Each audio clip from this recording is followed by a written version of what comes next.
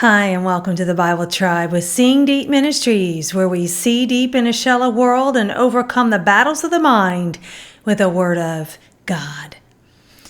This life is not about us. We can tend to forget that. But when we center our life around Jesus and His purposes, not us, we live our best lives. Reading today from 1 Chronicles chapters 16 through 20, and the verse of the day is 1 Chronicles 17, verse 19. O Lord, for your servant's sake, and according to your own heart, you have wrought all this greatness to make known all these great things.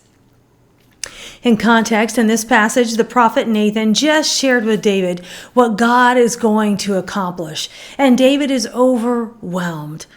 David would not build God's house, but God had plans for David and his descendants, and he would bless him. David acknowledged some beautiful truths in the statement that is in our verse of the day. God considers us, little us, in the majesty and incredulous massiveness of his plans. Life isn't about us, but God cares so much for us that he includes us in his plans. We matter. And as we center our lives around God, we get to be participants in the greatest story of all, the redemption of mankind. David is right. There is no God like our God. First, there is no other God but him. But then when we consider that the God of this universe is good and holy and kind and forgiving toward us, we are overwhelmed like David was. We don't deserve it, but God sets his love on us anyway. Friends, instead of a word for the day, can we just take a moment right now and thank God?